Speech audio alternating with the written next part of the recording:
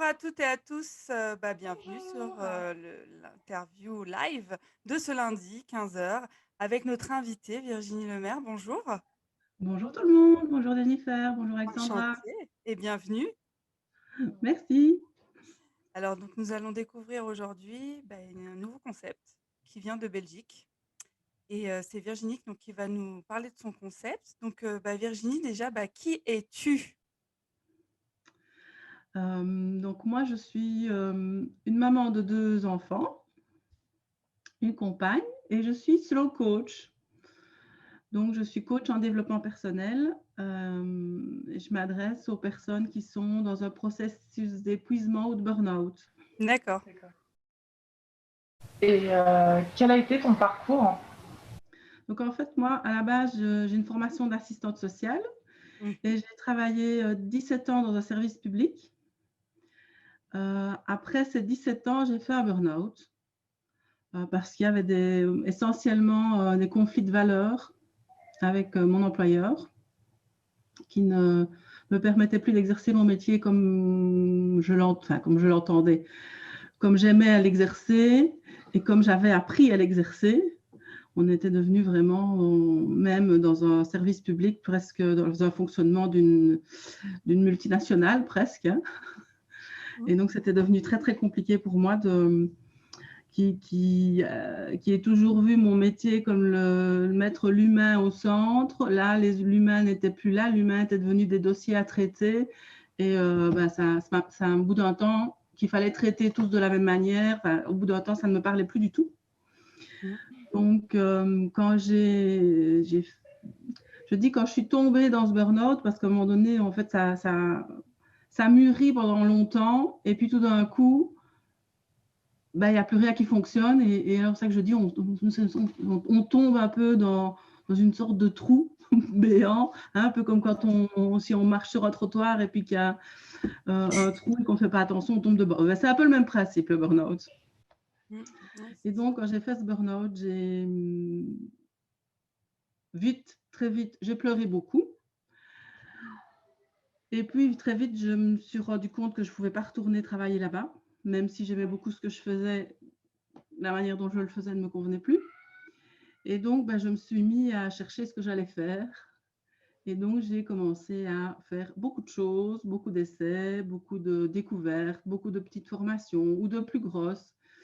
Et entre autres, une formation en coaching que j'avais entrepris à la base en me disant ça me fera beaucoup de bien, ça va m'apprendre à me connaître mieux moi-même et pouvoir. Parce qu'une des choses que moi j'ai compris en faisant ce burn-out, c'est que même s'il y a des problèmes au niveau de l'endroit où on travaille, si nous, on ne change pas, on risque de reproduire la même chose ailleurs parce que ça, je veux dire, on a une part de responsabilité aussi dans le processus par la manière dont on réagit aux choses, en fait. Mmh. Oui, c'est sûr. Et donc, j'avais compris ça. J'avais compris qu'il fallait que je ralentisse le rythme parce que je faisais 36 choses. Sauf que pendant 1 an et demi, j'ai reproduit la même chose, plus en travaillant pour un employeur, mais en faisant des choses pour moi. Mais j'en ai fait trop. Je ne me suis pas accordé le temps de m'arrêter et de me reposer vraiment, parce que c'est très, très fatigant, un burn-out. On est très, très fatigué. Mais je pensais que comme je ne travaillais plus, c'était bon. Sauf que non. Et donc, après 1 an et demi, j'ai refait une rechute. Où là, vraiment, c'était devenu très compliqué de faire quoi que ce soit. Je me traînais un petit peu de mon lit à mon canapé. Et heureusement, il y avait du soleil, donc je sortais un petit peu dehors. Mais à part ça, je ne faisais pas grand-chose. Et pourtant, je me culpabilisais encore, je voulais encore faire des choses, j'essayais encore de faire des expériences, jusqu'au jour où quelqu'un m'a dit stop, un médecin m'a dit stop, maintenant ça suffit, vous arrêtez, c'est pas comme ça que ça fonctionne, vous devez vraiment vous reposer, vous occuper que de vous, et donc vous arrêtez tout, vous ne vous projetez plus dans l'avenir, c'est fini. Je l'ai écouté et je me suis arrêtée 2 mois. Et c'est après que ces 2 mois-là que est né ce concept du slow coaching. Parce que je me suis dit, je ne suis pas la seule à faire un burn-out, ça c'est clair. Ouais. Non, Je suis c'est sûr. sûrement pas la seule à savoir qu'il faut ralentir le rythme, qu'il faut faire les choses autrement, mais je suis sûrement pas la seule à ne pas savoir comment faire. Donc je me suis dit, il y a quelque chose à faire là pour Oui, aider les gens complètement. qui sont dans ce processus à ralentir. savoir comment on fait, et aussi à se l'autoriser. Parce que moi, jusqu'à ce que quelqu'un qui avait autorité sur moi me dise stop, ben, je continuais de la même manière en fait. Ouais. Je n'avais pas changé grand-chose. Et donc, c'est à ce moment-là que vraiment, après cette période de repos où j'ai pu reprendre un petit peu du poil de la bête, où est arrivé ce concept de slow coaching. Nous, on aimerait savoir, c'est quoi ce concept de slow coaching? Et ben donc, c'est se reconnecter à soi, parce que souvent, on se connaît mal finalement. On ne Mmh. sait pas toujours ce qui nous fait du bien. Mmh. On ne sait pas toujours quels sont nos vrais besoins et nos valeurs. Donc, les premières étapes, c'est ça, c'est réapprendre à s'arrêter sur soi, Mmh. à se connaître pour savoir ce dont on a besoin. Parce que ralentir, voire s'arrêter, c'est pas la même chose pour chacun. Il y a des gens qui ont besoin de pauses régulières dans leur journée. Il y a des gens qui ont besoin de prendre 1 heure pour eux dans leur journée. Il y en a d'autres qui ont besoin de s'accorder un week-end par mois. J'invente, hein. Donc, il y a tous les panels. S'arrêter, ça peut être 5 minutes, comme ça peut être un week-end, une semaine, 10 jours. Ça, c'est vraiment un peu à chacun de savoir, et c'est ce que moi j'aide aussi à faire, c'est de quoi est-ce que j'ai besoin, à quelle fréquence, et quoi faire pour se ressourcer. Ça peut être des toutes petites choses. Moi, je me rappelle, j'avais un collègue, il faisait sa pause pomme. Et on se moquait un peu de lui. On disait, tu vas pas fumer, toi, tu vas faire ta pause pomme. Ah, les fumeurs, ça les faisait bien marrer. Et puis, c'est après que j'ai compris. En fait, il avait tout compris, lui. Il faisait sa pause, 5 minutes, 10 minutes, il sortait de son bureau, il sortait du bâtiment et il allait s'aérer et prendre sa pause. Et je suis sûre, je ne lui ai jamais posé la question puisque je me suis rendu compte de ça après, mais je suis sûre qu'après, il était beaucoup mieux. Il avait pris un petit peu de recul par rapport à tout ce qu'on lui demandait et il était d'attaque pour redémarrer une autre période de travail dans de meilleures conditions. Et c'était tout bête en fait. Ça ne lui prenait pas beaucoup de temps, pas Non, plus c'est qu'un bien. fumeur qui va fumer sa cigarette. Voilà, c'est ce que j'allais dire. Il y en a qui font bien les pauses clopes. Manger Voilà, des pommes. lui, il mangeait sa C'est bien, pomme. c'est mieux, c'est plus sain. C'est plus ça, hein. Voilà. Et donc, c'est vraiment de comprendre ça, que ça n'a pas. Parce que parfois, on croit que c'est. Mais j'ai pas le temps de prendre 1 heure, mais c'est pas nécessairement 1 heure. Mmh. Et alors, l'autre volet aussi, c'est de réapprendre à apprivoiser son temps. Parce qu'on croit toujours qu'on n'a pas le temps, qu'on a le temps de rien faire, mais on l'utilise mal, en fait, souvent. Ouais. On perd énormément, énormément de temps dans plein de choses. Et en s'organisant mieux, en répartissant mieux son temps et en donnant une place à chaque chose en fonction de l'importance qu'il a pour soi. Donc, c'est important de prendre une pause pour soi dans la journée, ben, il faut la mettre dans son agenda, la prévoir, pas attendre que « oh, je vais avoir le temps, je vais le faire maintenant ». Non, ça, en général, ça ne marche pas. Et donc, de réorganiser son temps. Et donc, voilà. Et alors, on travaillera à travers ça, on travaillera plein de choses, le lâcher prise, l'amour de soi, parce que je suis intimement persuadée que le fait de ne pas s'accorder du temps, c'est aussi parce qu'on ne s'accorde pas à soi-même assez d'importance. Et donc, pour s'accorder à soi-même assez d'importance, il faut apprendre à s'apprécier tel qu'on est. Voilà un petit peu le concept. Et depuis combien de temps travailles-tu comme slow coach? Alors, donc, moi, j'ai vraiment démarré ce concept de slow coaching en septembre 2020. Donc, ça ne fait pas encore très, très longtemps. Ah oui, c'est Il y a récent. encore plein de choses qui sont en construction, surtout avec notre ami Covid qui met un peu le bazar dans tout ça. mais voilà, donc c'est encore un processus qui est en cours de construction, je veux dire. Une formation par rapport à ce concept-là ou enfin. Pas du tout, puisque c'est moi qui l'ai inventé.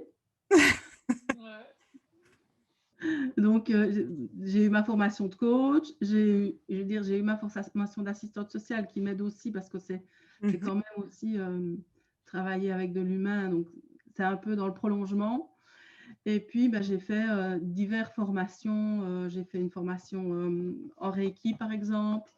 J'ai fait une formation en yoga du rire parce que je me suis aussi rendu compte que j'avais perdu cette faculté de rire, mais de rire franchement, hein, le rire qui vient du ventre et qu'il est vraiment libérateur. Et c'est très, très efficace pour se libérer de son stress, par exemple. Mm. Voilà. Là, je vais bientôt entamer une formation en EFT. Donc, c'est une méthode de libération des émotions, pour ceux qui ne Ouais, connaissent ça pas. aussi, c'est bien. Ouais. Voilà, c'est plus des formations qui concernent des méthodes que j'ai envie de mettre en pratique dans mon coaching, qu'un coaching slow, enfin une formation, ça n'existe pas. Peut-être que je la créerai hein, un jour. On ne Je sait suis jamais. émule, on ne sait jamais. Tout est possible. Tout est possible. Exactement. Personne peux-tu aider en fait? Alors moi, j'aide les personnes qui ont entre 35 et 55 ans. Alors, pour l'instant, mon public est plutôt féminin, mais moi, j'ouvre ma porte aux hommes et aux femmes parce qu'il n'y a pas de raison que les hommes ne soient pas concernés par le problème. Ils sont peut-être qu'il y a des petites différences, et encore. Mais voilà, les hommes et les femmes de 35 à 55 ans qui sont dans ce processus d'épuisement, de burn-out, ou qui sont après un burn-out et qui se disent, je sais que j'ai encore des choses à changer, mais je ne sais pas, on se sent mieux physiquement, on se sent mieux mentalement, mais souvent on a peur de reproduire. Et donc l'idée aussi, c'est de donner les outils pour ne plus reproduire le processus qui a amené au premier burn-out. Parce qu'on constate souvent que des gens qui font un burn-out en font un deuxième. J'en suis la preuve vivante puisque j'en ai fait 2. Alors que je savais quoi faire. 2, 3, enfin plusieurs parfois. Ouais, Donc, c'est pas évident. Il faut vraiment avoir les outils, quoi. il faut avoir les outils et il faut reconnaître parce qu'on ne se rend pas compte avant d'y être en fait souvent. On pense que c'est un peu de fatigue, un peu de stress, c'est normal, jusqu'au moment où on tombe dans le trou. Accumule. Ouais. Imaginons, j'ai un burn-out, où je suis pas bien et j'ai envie de venir te voir.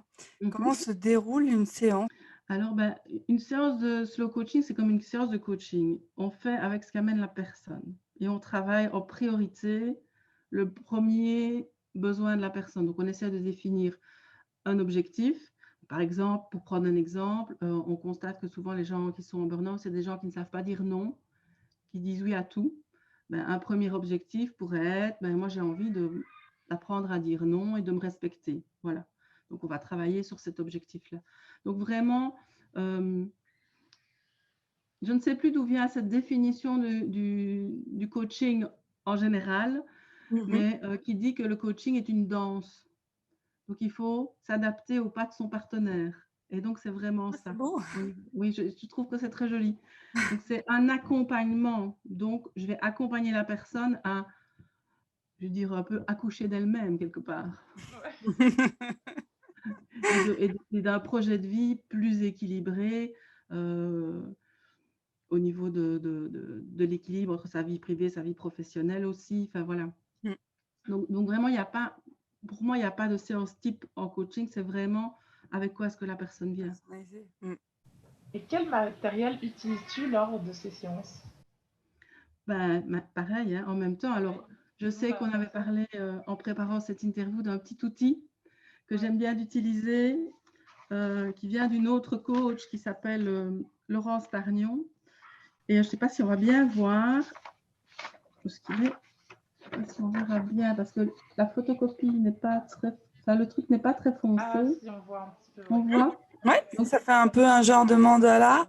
Voilà, c'est une sorte de mandala et en fait, c'est les 24 heures d'une journée.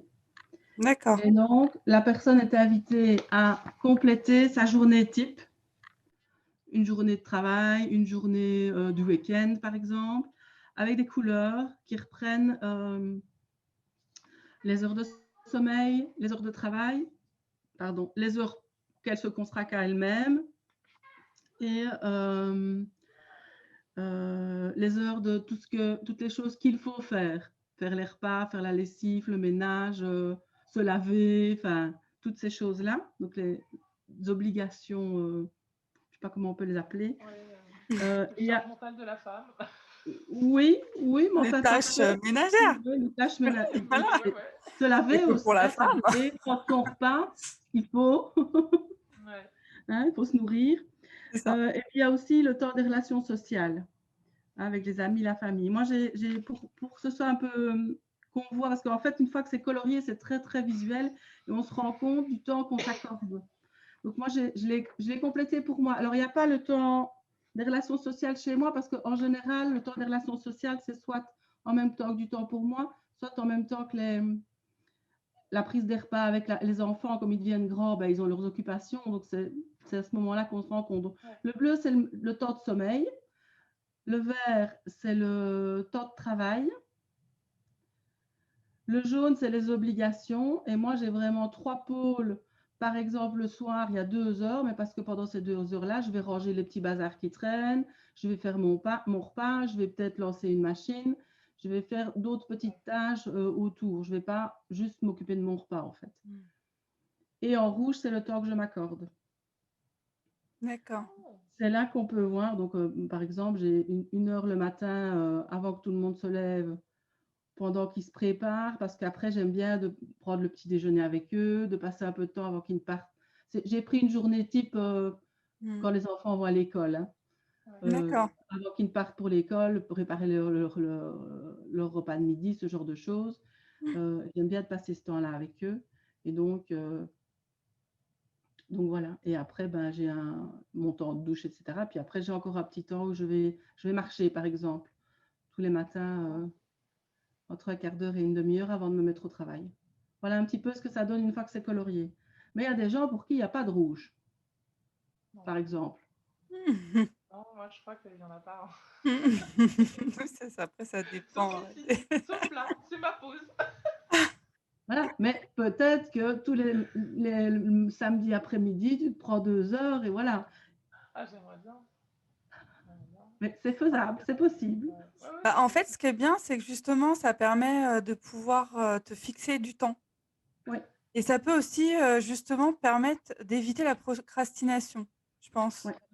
Pour, L'idée, c'est vraiment d'inscrire dans son agenda du temps pour soi. c'est ça. Ouais. Et puis d'accomplir ses objectifs De ou dire, même ben, les je tâches travaille à 2 faire. heures. Enfin, moi, je travaille chez moi à mon propre rythme, entre guillemets.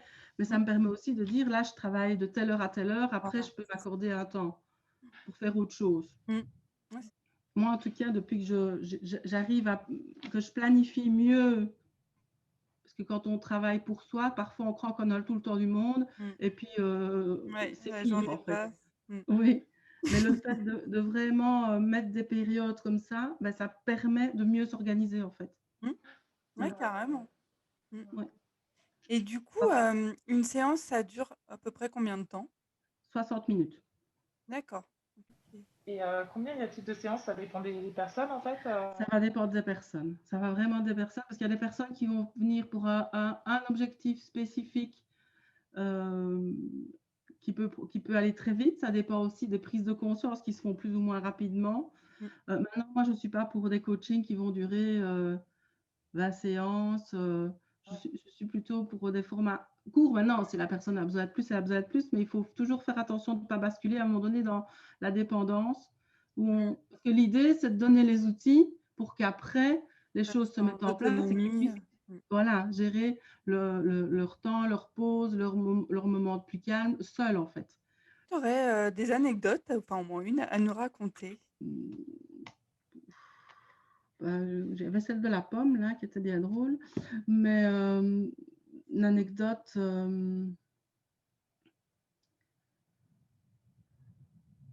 par exemple... Ouais, j'ai un pain qui me revient comme ça, malheureusement. Pas grave. Dommage. Déjà la pomme, hein, Je cale. on se souviendra de la pomme. Oui, cela dit, la pomme, c'était pas Il y mal avait, aussi. il y avait une petite anecdote de la pomme qui était très drôle. Mais voilà, si, je sais que il arrive parfois que des mamans, justement, à un moment donné, ça est arrivé 1 ou 2 fois, se rendent compte de que ce dont elles avaient besoin, c'est de prendre 1 semaine sans leurs enfants Mmh. et d'arriver à le faire. Oui, ça, c'est autre chose. Ouais. Et d'arriver à le faire et d'arriver à lâcher avec le fait que, bah, que peut-être les enfants ne seraient pas aussi bien nourris si c'est papa qui les nourrit que si c'est maman, par exemple. Ouais. Ou que peut-être ils vont pleurer le soir parce que maman n'est pas là. Hein, c'est en fonction de l'âge des enfants aussi. Hein. Mais ça, je trouve que c'est vraiment super intéressant parce que moi, je le fais moi-même et je trouve que c'est ressourçant. C'est vrai que parfois, ça peut être dur, que les enfants manquent, qu'on peut parfois éprouver un petit peu de culpabilité, mais ils sont pas si mal que ça avec papa ou avec les grands-parents ou voilà. Et je pense que quand on leur explique que maman a besoin de ça pour être mieux après avec eux, ils comprennent. Donc, moi, c'est pas vraiment une anecdote, mais je trouve que c'est quelque chose de vraiment fort quand, à un moment donné, prennent cette conscience et savent le mettre en place. Parce qu'il y a souvent des solutions. Il faut être Mm. créatif, en fait. Il y Être a créatif, toujours des solutions. À tout problème, il y a des solutions. moi, je C'est pense vrai. qu'il y en a. Il y a un chiffre, hein, et c'est énorme. Hein. Je ne sais plus, je l'ai plus en tête, mais c'est genre, à chaque problème, il y a genre 7000 Ouais. solutions. Enfin, je sais que c'était énorme. Je ne sais plus le chiffre en tête, il faudra que je le retrouve d'ailleurs, parce que c'était intéressant de se dire, mais il faut sortir des sentiers battus, il faut être créatif, il faut oser lâcher sur certaines choses Mm. parfois. Lâcher prise. Il faut oser demander de l'aide, Mm. Mm. ce qu'on ne peut pas toujours faire parce qu'on a peur d'être catalogué comme mauvais parent dans ce cas-là, par C'est ça. exemple. Mm. Alors que s'occuper de soi, c'est s'occuper des autres aussi. Si nous, on est bien, les autres seront mieux et on sera Mm. mieux avec Ah eux. oui. Donc, Oui, ça c'est sûr. ouais, une fois qu'on a compris ça, ça débloque beaucoup de choses. Et où exerces-tu Donc, moi, je suis à Liège, en région liégeoise. Alors, Liège, dans la région liégeoise, en Belgique, pardon. Mm. Je dis deux fois la même chose. Ça ne va pas être clair. Donc, j'exerce chez moi. Ou alors, en ligne, pour le moment, je fais beaucoup d'entretiens en ligne. C'est plus... Mm. Oui, Bah, ça me permet de ratisser plus large, d'avoir des gens qui viennent de... J'ai eu un contact récemment, ça ne s'est pas encore concrétisé, mais avec quelqu'un qui venait du Québec. Ah ouais, Ah oui, Voilà. quand même. super, super. Prenant. Génial. C'était la première surprise. Euh, et je pense que pour le moment, ça rassure encore les gens qui aient cette possibilité. Parce que je suis quelqu'un qui habite à une dizaine de kilomètres de chez moi, pourrait venir, mais préfère le faire en ligne. Voilà. Préfère quand même avoir les gens en face. C'est pas tout à fait Bah la oui, même oui, chose, Pas mais ça fait pareil. toujours ouais, bien quand même. Non, c'est plus sûr. convivial, quoi. C'est plus Ouais. convivial, c'est sûr. Voilà. Faut Et s'adapter. pour donner une idée aux personnes qui nous regardent, combien ça coûte une séance de slow coaching? Donc, une séance de slow coaching, ça coûte 60 euros. D'accord. Et puis, en fonction de l'engagement de base, il peut y avoir des prix dégressifs si on prend plusieurs séances, si on s'engage directement pour plusieurs séances. Mais ça, c'est à ce moment-là qu'on voit. On évalue, j'évalue toujours. J'offre toujours un petit entretien de 30 minutes gratuit D'accord. pour évaluer un petit peu ce que cherche la personne. Et j'essaie d'évaluer plus ou moins le nombre de séances qu'il faudrait. Et voilà. Et si la personne est OK, on part sur cette base-là. Est-ce que tu veux rajouter quelque chose? Que si des personnes veulent me contacter, qu'elles n'hésitent pas. Je pense que vous avez mis vous avez tout Oui, ce qu'il on fallait pour mettra mettre les mes coordonnées dans le coordonnées, chat. tes Il y coordonnées a toujours quelque cette part. possibilité d'une rencontre sans aucun engagement d'une trentaine de minutes pour faire connaissance et voir un petit peu si on peut collaborer ensemble. Pour ceux qui seraient intéressés, j'ai un atelier, je vais donner un atelier en ligne, parce que ça aussi, je donne une fois par mois, je donne un atelier en ligne avec des thèmes divers. Le prochain, il sera le 24 avril et il sera autour du thème du lâcher-prise. Ok. Un site internet, quelque chose où les J'ai une personnes page peuvent... Facebook qui s'appelle Une pause avec soi, où il y a toutes mes coordonnées dessus, toutes les infos. Et puis, si des personnes sont intéressées pour connaître mes actualités, elles peuvent tout à fait m'envoyer un petit message ou m'envoyer un petit mail. Et mon adresse mail, c'est unepauseavecSoi@outlook.com. Mais elle est sur ma page Facebook aussi. Et je les intégrerai dans ma liste de courriels et elles recevront les nouveautés en primeur. Parce que là, je suis en préparation d'un programme plus conséquent, mais c'est le début. Donc, ce n'est pas tout de suite qui sera prêt, j'espère, d'ici 2-3 mois. Donc voilà, s'il y a des personnes intéressées, qu'elles n'hésitent pas, je répondrai avec vous. Qui ont d'autres questions, qu'elles n'hésitent pas, je répondrai avec plaisir. C'est ça. Bah, super. Bah, merci Virginie. Bah, en tout Merci. cas, Ouais, merci beaucoup pour toutes ces explications. De toute façon, donc, les personnes retrouveront donc la vidéo du live directement sur le Facebook, mais aussi donc, sur notre chaîne YouTube et sur Instagram. Et on mettra bien évidemment après le lien, ton lien. Et en tout cas, bah, merci beaucoup pour ce moment. On a appris un nouveau concept. Moi, je ne connaissais pas du tout. Ouais, non, moi non plus. C'était très sympa. En tout cas, ça donne envie. C'est vraiment top parce que c'est vrai qu'on a vraiment besoin dans cette vie mouvementée de ralentir, de prendre du soin pour soi. Et c'est vraiment très important. Et ça, on le fait pas, on le répète pas assez, on le fait pas assez. Et c'est vraiment primordial pour sa santé aussi. Merci beaucoup à toi. Et puis, c'était un plaisir partagé. Voilà. Ouais, ouais. Et puis, bah, en tout cas, bah, à bientôt. Ouais, J'espère. à bientôt Merci beaucoup à Virginie, vous de c'était m'avoir super invité. sympa. C'était un plaisir. Ouais. Merci. Merci beaucoup. Ouais, là, je Merci. suis au ralenti, hein. Je fais ma pause au ralenti. Voilà, bah merci beaucoup. Et puis, bah, à très bientôt. Merci beaucoup. Merci à Bye tout le monde. bye. À bientôt. Ciao, ciao.